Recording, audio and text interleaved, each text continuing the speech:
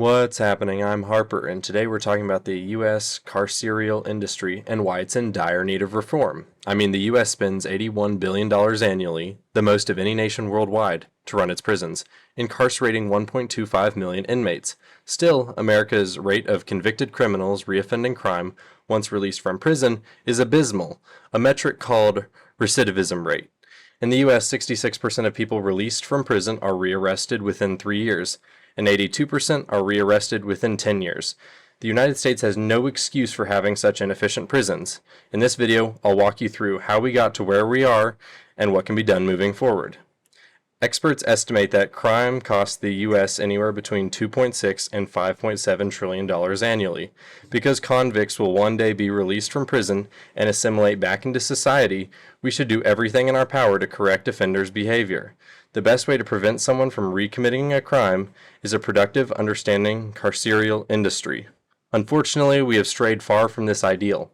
Prior to the 1970s, the prison population in the United States was 250,000 inmates, and more centered around rehabilitation.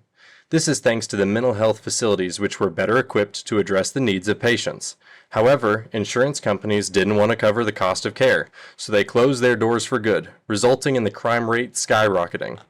I interviewed Professor David Jones, who was once a probation officer and an intake officer, but is now a fire insurance investigator, volunteer firefighter, and criminology professor.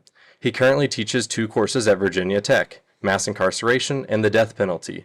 The tough-on-crime era of the 1980s gave rise to detention contractors, such as the GEO Group and Corrections Corporation of America, who rebranded to CoreCivic in the midst of scrutiny.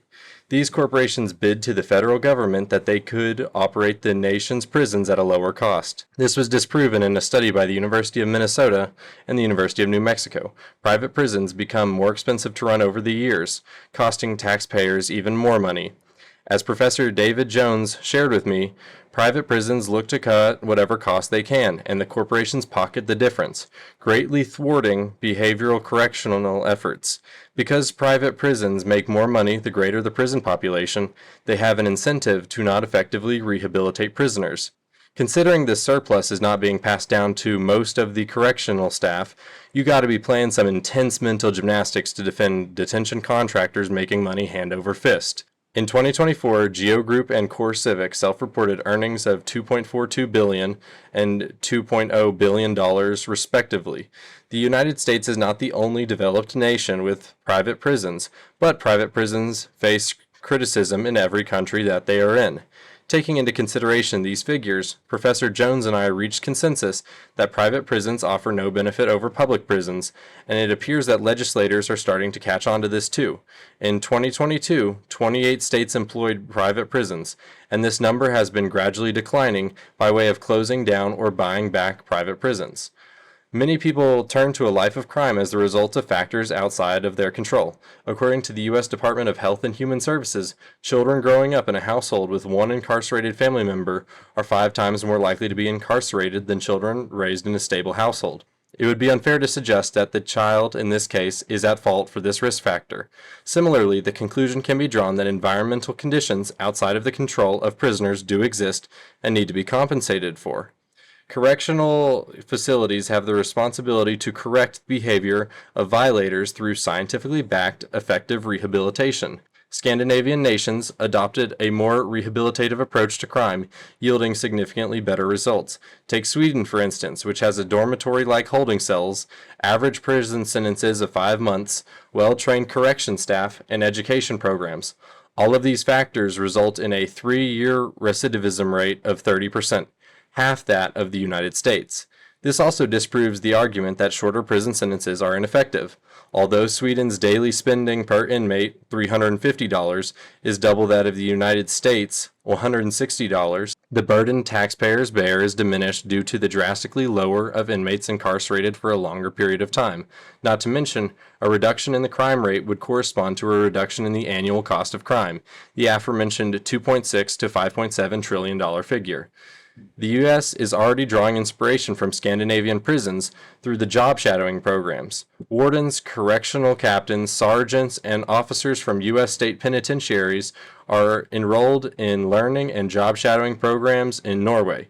This has the opportunity of shifting American correctional practices to better align with the international standards, resulting in reduced recidivism rates.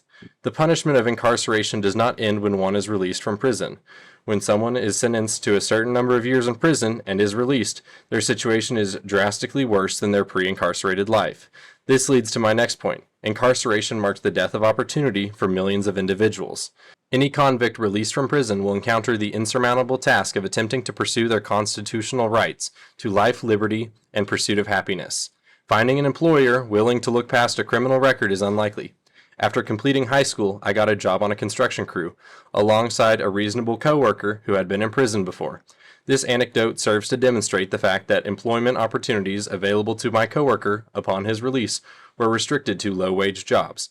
This death of opportunity directly drives up the recidivism rate, as many people released from prison may become desperate to make ends meet.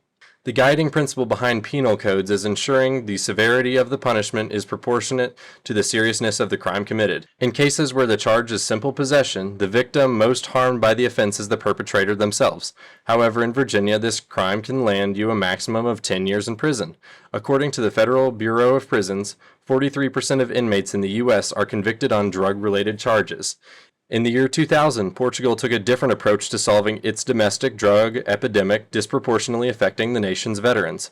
Acknowledging the effectiveness of rehabilitation over punishment, Portugal decriminalized simple possession of illicit substances.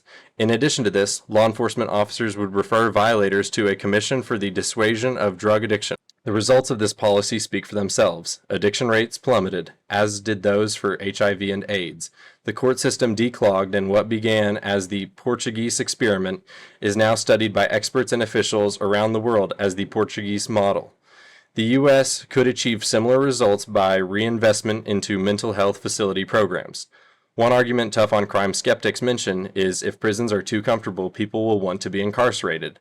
In spite of the tongue-in-cheek musical number by Markiplier, I Don't Want to Be Free, I don't want to be free.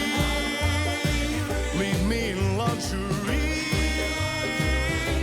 being secluded from the outside world outweighs being incarcerated, even in the most luxurious of detention centers. People who go to prison are afraid for their safety, especially when it comes to being sexually assaulted. It would be unreasonable to assume an inmate could assimilate back into society without unwarranted traumas. As Stan in the 2007 movie Big Stan put so eloquently, But just because Robbie was guilty of selling dope doesn't mean that he deserves to get raped up the ass every day for the next 10 years. Professor Jones reinforces this perspective, stating that the only punitive aspect of prison should be seclusion.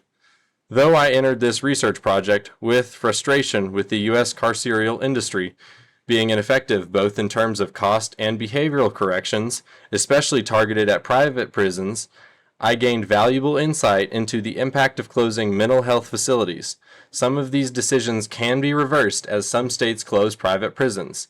Behavioral staff can learn from the most effective methods employed in other nations, and mental health facilities can be reopened.